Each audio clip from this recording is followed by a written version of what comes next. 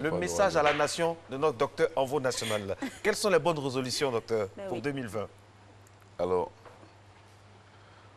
vous savez bien que lorsqu'on a une bonne alimentation, on peut réduire l'incidence des maladies. Et aussi, ceux qui sont déjà malades, en suivant les conseils, on peut réduire l'incidence aussi et la prise en quantité énorme de médicaments. Donc, il faudra avoir une bonne alimentation pour réduire l'impact des maladies sur nous. Alors, je vais commencer par le sucre. Le sucre. Pour dire que le sucre, il n'est pas bon.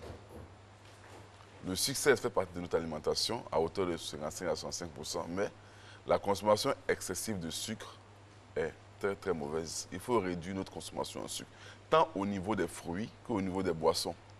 Il y a aussi des aliments que nous avons, les féculents, les céréales qui sont riches en sucre. Alors je conseille que nous qui n'avons pas une activité physique excessive, nous n'ayons pas plus de 2 plats lourds la journée. C'est-à-dire qu'on sait que généralement nous avons 3 plats, le matin, le midi et puis le soir. Ayons entre midi et 15 heures un bon repas, celui que je peux qualifier de repas lourd, et le matin et le soir on fait de petits repas. Parce que faire plus de deux repas lourds, sachant que généralement nos repas sont riches en sucre, nous faisons rentrer beaucoup de sucre dans le corps, sans le savoir. Et nous savons tous, beaucoup de sucre est égal à beaucoup de cas de diabète. Docteur, j'ai envie de vous demander, c'est quoi que vous appelez un repas lourd? La constitution d'un repas lourd, ce serait quoi? Voilà, généralement, ce que nous avons fait de parler, c'est manger un plat de riz avec une sauce, ou bien un plat de tchèp, ou bien du foutou, à l'eau. Voilà, c'est des repas-là. Voilà, c'est des repas. C'est ce que j'appelle un repas lourd. Donc, du matin au soir, choisissons un moment. Généralement, on souhaite qu'il soit entre midi et puis 15 heures, de manger un bon repas lourd. Comme ça, le soir, nous allons manger de petits repas. Mais dit que le soir, dit que la journée, nous n'avons pas eu le temps de manger. Ça peut arriver une fois en passant.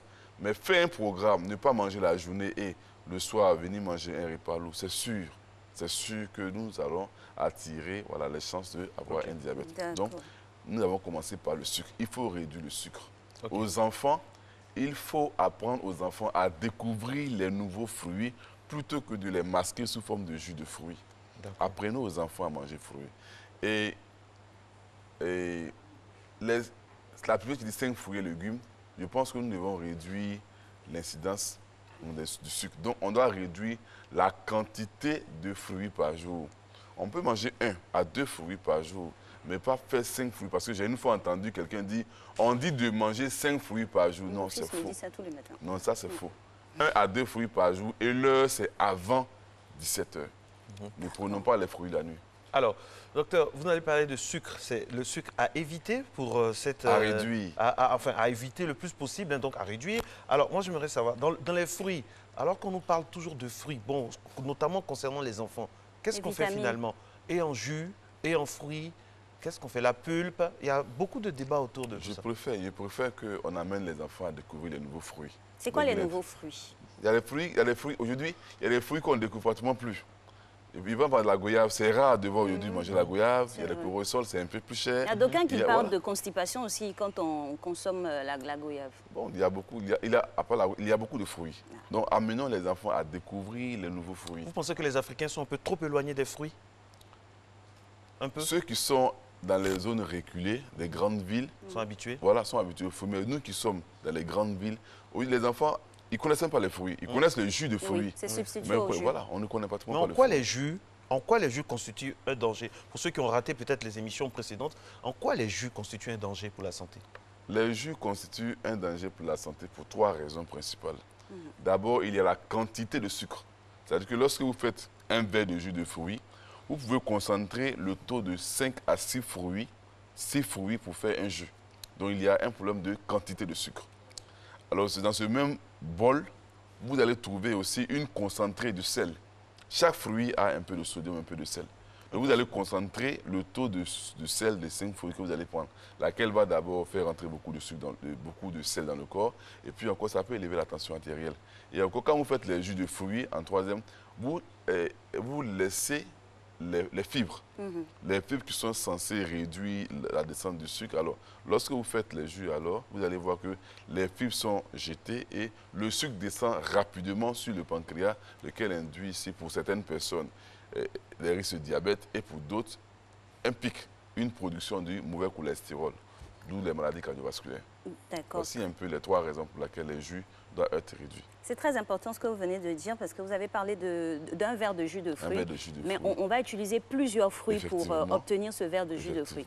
Donc le corollaire avec la consommation de fruits, qu'est-ce que c'est? On prend un seul fruit d'un seul genre et un autre, c'est ça? Il faut varier. On peut faire 1 à 2 fruits par jour. Et du même genre? Du même genre comme varier. Le problème, c'est en termes de quantité. Je prends, par exemple, vous allez prendre par exemple les raisins. Vous n'allez pas payer les raisins 3500 manger tout un seul coup, pas possible. Voilà. Oui. En consultation, on a vu des personnes, une dame qui me disait par exemple que lorsqu'elle va chez elle cueillir de l'embouteillage, elle peut payer des raisins. Elle mange un peu jusqu'à la maison. Aujourd'hui, elle a le problème de vue. Vous voyez un peu, c'est un peu ça. Et on fait des travaux qui montrent qu'il y a une relation directe entre la consommation de sucre et puis aujourd'hui, les lunettes que beaucoup de gens portent. Vous avez remarqué à Abidjan, beaucoup de gens portent des lunettes. Oui. Vous avez remarqué à Abidjan, il y a une bosse de la vue, on a une incidence très, très propre du sucre sur la santé des Ivoiriens, sur les yeux. Alors, donc, si on comprend bien, la consommation régulière de sucre n'est pas bonne. Et aussi, quand on grignote aussi, c'est dangereux. Parce que généralement, ce que nous grignotons que du sucre. Oui, c'est vrai. Et voilà, les petits éléments que nous sont riches en sucre, mais surtout en sel. Sont riches en sucre, surtout en sel. Voilà, voici les 2 éléments qui caractérisent ce que nous mangeons, ce que nous grignotons. Voilà. On n'a pas le temps de faire un bon repas. Alors, tout ce que nous mangeons, c'est des petits repas qui contiennent à la fois du sucre et du sel. Voilà. Des encas, comme on le dit. Et grignoter des morceaux de fruits, c'est permis? Sécher. Sécher à la mangue ou bien... Vous voyez que... raisin, on peut, par exemple, voilà, je prends par exemple le cas des dattes. Les dattes peuvent faire contenir près de 23% de sucre. Mais lorsque les dattes sont séchées, le taux de sucre remonte à près de 61% de sucre. Donc, en prenant des fruits séchés, vous pouvez... Il y a une concentration. Voilà une concentration de sucre et vous pouvez prendre une quantité tellement importante sans vous rendre compte. Et si on prend beaucoup d'eau avant ou après? Dans tous les cas, l'eau ne pourra que diluer la quantité de sucre, mais pas réduire la quantité. L'eau va diluer la concentration de sucre, mais l'eau ne va pas diminuer la quantité de sucre consommé. Comme quoi les fruits séchés ont un fort taux de concentration de sucre. On aura tendance à confondre. Non, c'est la même quantité qu'il est prise, mais non. Il faut revenir aux fruits même dans son entièreté. Donc, on découpe une orange, pour expliquer aux enfants et aux parents aussi qui nous regardent. Mieux vaut prendre l'orange original, le fruit, que de prendre le jus. C'est-à-dire, on découpe, on le donne à l'enfant. Effectivement. Et que le presser, tout ça, voilà, on perd beaucoup de... Effectivement, apprenez aux enfants. On a vu le rôle important que jouent les fibres au niveau du transit intestinal. Donc, il faut permettre aux enfants... C'est une découverte. Une découverte que les enfants font envoyer un nouveau fruit. Ah, ça, c'est des gingembre. C'est des gingembre. Les enfants ne connaissent même pas les gingembre. C'est-à-dire qu'on voit Niamankoudi, on ne sait pas d'où ça vient. Quand on voit le gingembre, ah, c'est ça, avec ça qu'on fait le Niamankoudi. Ah, justement, pour le gingembre dont vous prenez l'exemple, c'est quelque chose qui pique aussi. Oui, voilà, c'est assez épicé. Pour un enfant qui voudrait consommer ça, on lui donne ça comment? Non, on peut faire sous forme de jus, mais au moins la première des choses, d'avoir une découverte. L'enfant découvre quelque chose de nouveau. Un apprentissage. Voilà, il découvre quelque chose. Manger d'abord avec les yeux, avec le cerveau, avant d'être confronté à ça. Il y a ça, voilà. Il y a ça. Dernièrement, il y a eu... Voilà, j'ai eu un peu la gorge enflée. J'ai découpé les gingembre, j'ai mangé, je me suis senti bien.